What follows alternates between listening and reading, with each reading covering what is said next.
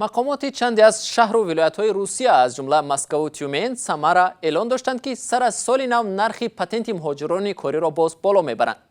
نرخ پتنت در شهر و ولایت‌های این کشور از هم فرق میکند و از 4000 تا 8000 روبل میرسد.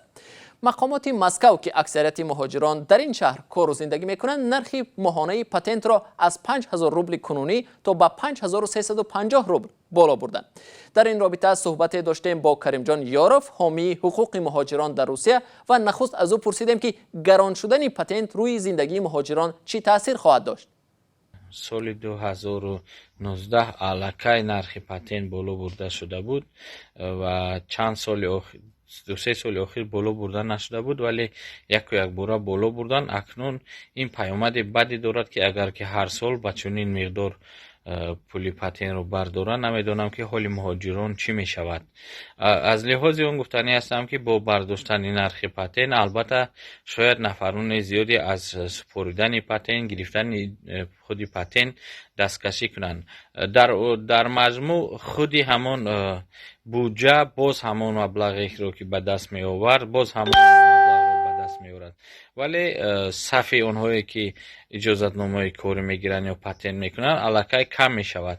لیکن به هر حال گفتنی هستم که حکومت روسیه در سیما یا که حکومت محلی الکی یک چیز رو پیخست کردن که چقدر که پولی پتنت رو بالا برن مهاجران کاری آن رو پرداخت میکنند.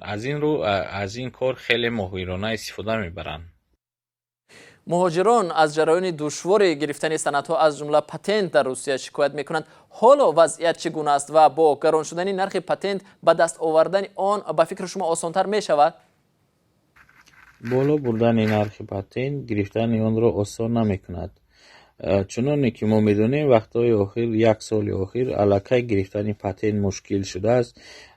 به یک قسم مهاجران حدودی 20% هم گویه می شود با آنها داده نمی شود با آن بهانه یا که با آن سخنان یا که حتی شاید که درست هم باشد که آنها در قید نیستند. وقتی که حجت قبول میکنن آنها در قید هستند یا که آنها را وقتی گرفتن حجت های آنها تفتیش نمیکنن و وقتی که پتنت الکی تیار میشود میگویند که شما در حجت های شما قلبکی هستند، در قید آنجا نیستید و مهاجران مجبور هستند که یک سال بعد مراجعت کنند و پولی پرداخت کرده آنها که برای سقورته، برای گذاشتن تشخیصات طبی و این چنین گرفته امتحانی که برای دانستن زبان روسی، تاریخ و حقوق روسیه میسپرند الکی این مبلغ به باد فنا میرود.